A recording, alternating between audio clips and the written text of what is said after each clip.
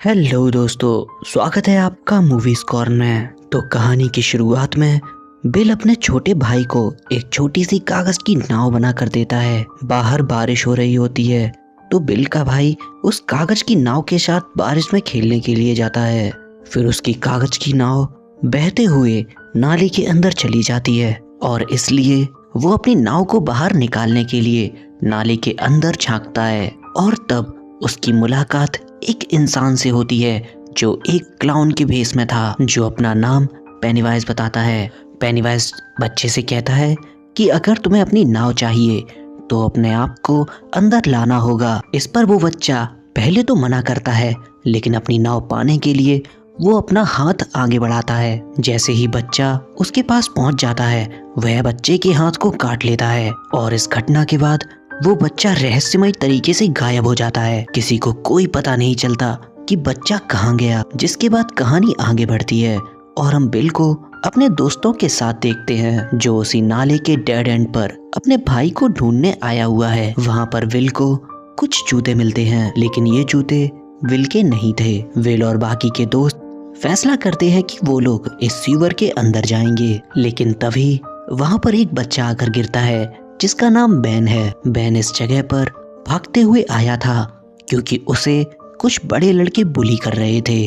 Ben की ऐसी हालत को देखकर बाकी के दोस्त वहीं रुक जाते हैं, लेकिन उनमें से एक दोस्त उस सीवर के अंदर चला जाता है और तब उसका सामना उस खौफनाक पेनीवाइज क्लाउन से होता है, जो उसके सामने आकर उसे खत्म कर देता है। वहीं बिल और बाकी के दोस्त बेन के घर जाते हैं। वहां पहुंचकर वो बेन के रूम में देखते हैं, जहां पर कई सारी फोटोज लगी हुई हैं और अखबार की कटिंग्स लगी हैं, जिनमें मिसिंग बच्चों के बारे में डिटेल्स लिखी हुई हैं। और तब बेन बताता है कि हमारे शहर पर कोई श्राप है, जिस वजह से कई सारे लोग हजारों सालों से गायब हो रहे हैं और ये चीज हर 27 साल में रिपीट होती है। यहाँ पर सभी समझ जाते हैं कि कोई चीज है जो 27 साल में रिपीट होती है और अपनी भूख मिटाकर वो 27 सालों के लिए सो जाता है। और तब वो लोग अपने शहर के मैप को देखते हैं, जिसके नीचे वो लोग टनल्स देखते हैं और उन सीवर से उन्हें पता चलता है कि ये सीवर पूरे शहर में बिखरी हुई हैं और जिस जगह पर ये सारी सीवर्स मिलती हैं उस जगह पर एक बहुत पुराना घर है। जिसके बाद वो सभी बच्चे अपने अपने घर चले जाते हैं, लेकिन उन सब के साथ चीजें कुछ अजीब तरह से होने लगती हैं। उन सभी के साथ ऐसी चीजें होती हैं जो एकदम पैरानॉर्मल थी, यानी उन सभी को अपना डर सामने नजर आने लगता है। वहीं एक दिन हम विल के फ्रेंड एडी को देखते हैं, जो स्कूल से अपने घर की ओर जा रहा था और रास्ते में उसे वही पुराना घर दिखाई देता है। तभी एडी ध्यान देता है तो उसको उस घर के अंदर से कुछ अजीबोगरीब आवाजें सुनाई देती हैं। ये आवाजें इतनी ज्यादा डरावनी थी कि ये सुनकर एडी काफी ज्यादा घबरा जाता है। उसके दिल की धड़कन तेज हो जाती है। वो उन आवाजों को इग्नोर करने की कोशिश करता है और अपने घर की तरफ आगे बढ़ता है, लेकिन तभी उसकी दवाइयाँ जो उसे टाइम पर लेनी चाहिए थी वो उसके हाथ से गिर जाती हैं। घबराहट की वजह से एडी अपनी दवाइयों को जल्दी जल्दी उठाता है, लेकिन तभी उसके सामने एक ज़ॉम्बी आ जाता है और वो एडी के पीछे पड़ जाता है। ये ज़ॉम्बी इतना ज्यादा खतरनाक था कि वो एडी का पीछा छोड़ने वाला नहीं था। एडी डरते हुए भागता है और खुद को उस ज़ॉम्बी से बचाने के लिए उस पुराने घर के पीछे चला जाता है, जहां उसकी नजर पेनीवाइज क्लाउन पे पड़ती है, जो एडी को देखकर बहुत ही क्रीपी तरह से स्माइल करता है। ये देखकर एडी और भी ज्यादा डर जाता है और इसलिए वो अपने घर की तरफ भागता है। और इसी तरह की कई सारी डरावनी घटनाएं बाकी के दोस्तों के साथ भी हो रही थी, यानी पेनीवाइज उनके डर की मदद से उन्हें हरा रहा था। वहीं अगले दिन बेवरली अपने सभी दोस्तों को अपने घर बुलाती है और उन्हें अपना वॉशरूम दिखाती है। वहां मौजूद सभी लोग वॉशरूम की ऐसी हालत को देखकर बहुत ज्यादा डर जाते हैं, क्योंकि वो पूरा वॉशरूम खून से रंगा हुआ था। और तब बेवरली बताती है कि कल रात बाथरूम के अंदर आई थी तो सिंक से कई सारे बच्चों की आवाज सुनाई दे रही थी, इसलिए उसने एक मेजरिंग टेप को उस सिंक के अंदर डाला और तब उस मेजरिंग टेप पर बहुत सारे बाल लगे हुए थे। ये सभी बाल खून से रंगे हुए थे जो बेवरली को पकड़ लेते हैं और उस सिंक में खींचते हैं। बेवरली खुद को बड़ी मुश्किल से उन बालों से आज़ाद करती है और उसके फौरन बाद ही उस सिंक में से बहुत सारा खून निकलता है जो उसके वॉशरूम को गंदा कर देता है। तो दोस्तों, अगर आपको मेरी स्टोरीज पसंद आती हैं तो प्लीज़ मेरे चैनल को सब्सक्राइब कर दीजिए, और अगर आप अपनी तरफ से कोई भी सपोर्ट करना चाहते हैं तो मेरे दिए हुए QR पे अपना सपोर्ट दिखा सकते हैं। इसके बाद कहानी में वो सभी स्टूडेंट मिलकर उस वॉशरूम को साफ करते हैं और साथ ही में डिस्कस करते हैं, और हमें पता चलता है कि वो पेनीवाइज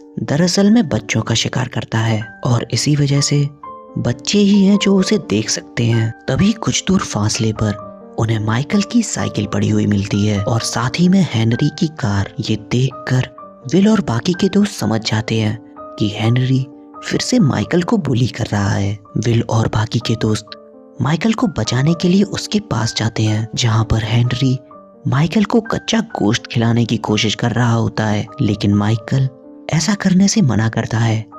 इसलिए हेनरी उसके साथ बहुत ज्यादा बदसलूकी करता है, लेकिन विल और बाकी के दोस्तों के आने की वजह से हेनरी को वहां से भागना पड़ता है, क्योंकि विल और बाकी के दोस्त उस पर पत्थरों से हमला कर रहे थे। जिसके बाद वो सभी लोग एक जगह पर बैठकर इन सभी चीजों के बारे में डिस्कस करना शुरू करते हैं, जहां ये लोग इन सभी हादसों के बारे में बात करते हैं जो उनके साथ हो रहे होते हैं। और यहाँ पर ये लोग ये भी समझ पाते हैं कि वो पेनीवाइज आखिरकार कहाँ से आता है। वो सभी लोग समझ जाते हैं कि हो ना हो पेनीवाइज हमारे घरों के नीचे रहता है, यानी कि नीचे वाली दुनिया में, और अगर हम लोगों को पेनीवाइज का सामना करना है तो हम लोगों को पुराने घर के अंदर से जाना होगा। वहाँ ये सारी बातें चल रही होती हैं, जिन बातों को सुनकर एडी को डर लगने लगता है और इसलिए वो प्रोजेक्टर को बंद कर देता है। लेकिन प्रोजेक्टर खुद ब खुद चालू हो जाता है और एक एक करके कई सारी फोटोज एंड वीडियोस उनके सामने आती हैं। लेकिन तभी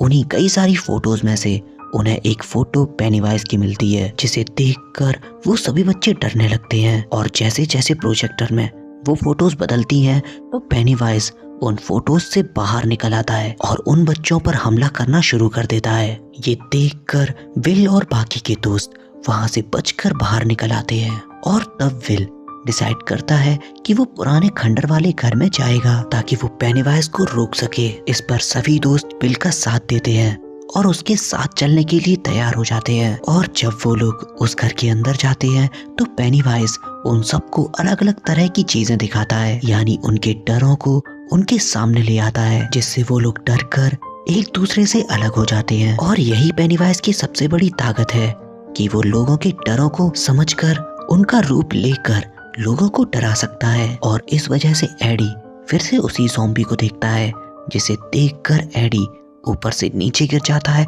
और उसका हाथ टूट जाता है। एडी खुद को संभाल पाता तभी उसके सामने पेनीवाइज आ जाता है, और तब बिल और रिची एडी को बचाने के लिए पेनीवाइज के सामने आ जाते हैं। पेनीवाइज उन पर अटैक करने ही वाला होता है कि तभी बेवरली एक लोहे की रॉड को पेनीवाइज के सिर में घुसेड़ देती है, लेकिन पेनीवाइज इतनी आसानी से मरने वाला नहीं था। वो ऐसी हालत में भी वैन को नुकसान पहुंचा देता है, लेकिन जख्मी होने की वजह से पेनीवाइज को वहां से भागना पड़ता है। और तब विल उसका पीछा करता है।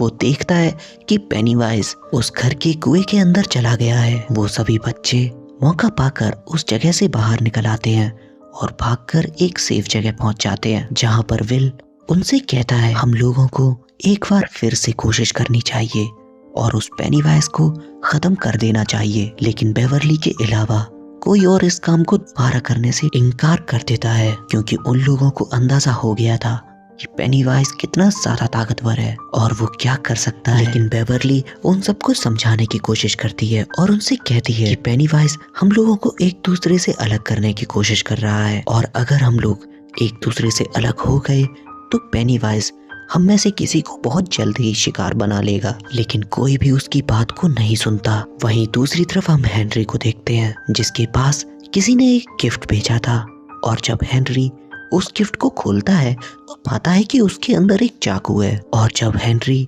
उस चाकू को अपने हाथ में लेता है तो उसके सिर पर मानो जैसे कोई भूत सवार हो गया हो। उसे देखकर ऐसा लग रहा था जैसे उसे किसी ने काबू कर लिया है, और इसी के चलते वो उस चाकू को लेकर अपने पिता की हत्या कर देता है।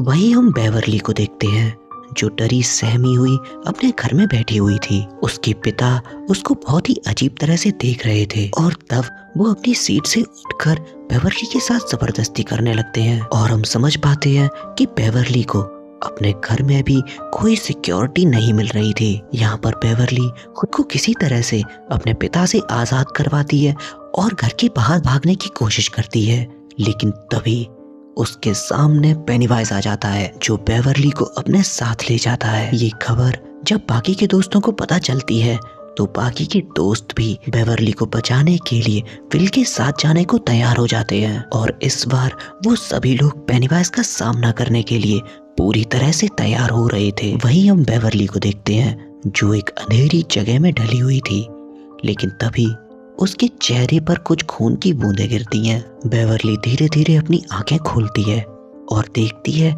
कि उसके आसपास बहुत सारा कचरा डला हुआ है और साथ ही में ऊपर की तरफ कई सारे बच्चों की डेड बॉडीज डली हुई हैं। बेवरली वहां से भागने की कोशिश करती है, लेकिन पेनीवाइज उसे ऐसा नहीं करने देता। वो उसको डराने की कोशिश करता है, लेकिन बेवरली इतनी आसानी से डरने वाली नहीं थी और तब पेनीवाइज परेशान होकर बेवरली को अपनी डेड लाइट दिखाता है। वो अपना मुंह खोलता है और बेवरली को अपने मुंह से आ रही रोशनी को दिखाता है। बेवरली पोजेस्ड हालत में हवा में उड़ने लगती है। वहीं दूसरी तरफ वो सभी बच्चे उस सीवर में उतरने लगते हैं, लेकिन जब माइकल उतरने वाला होता है तभी हेनरी उस पर अटैक कर देता है। माइकल हेनरी का सामना करता है और उसे उस सीवर के अंदर गिरा देता है। अब सब के सब कुएं के अंदर आ चुके हैं, लेकिन इनका दोस्त उनसे अलग हो जाता है और तब पेनीवाइज एक खौफनाक औरत का भेस लेकर उसके सामने आता है और उस पे अटैक करने लगता है। और इससे पहले पेनीवाइज उसे मारता, विल अपने साथियों के साथ वहां पहुंच जाता है। पेनीवाइज उन सबको देखकर वहां से भाग जाता है और तब विल को उसका छोटा भाई नजर आता है। वो उसे देखकर उसका पीछा करना शुरू करता है। वो उसका पीछा करते हुए उस जगह पर पहुंच जाता है जहां पर बेवरली मौजूद है। वो उसको नीचे उतारने की कोशिश करता है, लेकिन तब उसका ध्यान अपने भाई की तरफ चला जाता है, इसलिए वो अपने भाई को ढूंढने लगता है। वहीं बाकी के दोस्त भी बेवरली के पास आ जाते हैं जो उसको धीरे धीरे नीचे उतार लेते हैं। वो सभी दोस्त बेवरली को होश में लाने की कोशिश करते हैं, लेकिन उसका बेवरली में कोई भी फायदा नहीं होता। लेकिन बेन जो बेवरली को हमेशा से पसंद करता था, वो बेवरली को अपने गले से लगा लेता है और तब बेवरली और पेनीवाइज का कनेक्शन टूट जाता है, जिससे बेवरली वापस से होश में आ जाती है। वहीं हम लोग बिल को देखते हैं जो अपने भाई के पीछा करते हुए अपने भाई के पास आ जाता है, लेकिन ये हम सबको पता है ये उसका भाई नहीं है और बिल को भी ये बात पता होती है। इसलिए बिल अपनी नेल गन से अपने भाई के सिर में कीलें काट देता है और ऐसा होते ही पेनीवाइज अपने असली रूप में आ जाता है और वहां मौजूद सभी बच्चों पर हमला करने लगता है। पेनीवाइज बच्चों को कमजोर करने के लिए अपना रूप बदलता है ताकि बच्चे उसके रूप से डरने लगे, लेकिन अब उससे कोई भी नहीं डरता। वो लोग एक एक करके पेनीवाइज पे हमला करना शुरू कर देते हैं और उसे बहुत ज्यादा मारते हैं और वो लोग उसे कई सारी बातें कहते हैं, जिससे पेनीवाइज खुद ब खुद कमजोर होने लगता है और इस बार पेनीवाइज बिना अपनी भूख को मिटाए 27 सालों के लिए गायब हो जाता है। और यहीं पर IT चैप्टर 1 की कहानी पूरी होती है। तो दोस्तों, अगर आप लोगों को ऐसे एक्सप्लेनेशन पसंद आ रहे हैं और अगर आप चाहते हो कि मैं इट का चैप्टर 2 जल्दी से जल्दी लेकर आऊं, तो आप लोग मेरे प्लीज सब्सक्राइब टारगेट को कंप्लीट कर दीजिए और जल्दी से इस वीडियो पे 1000 लाइक कर दीजिए। बाकी हम मिलेंगे आपसे एक और नई वीडियो में।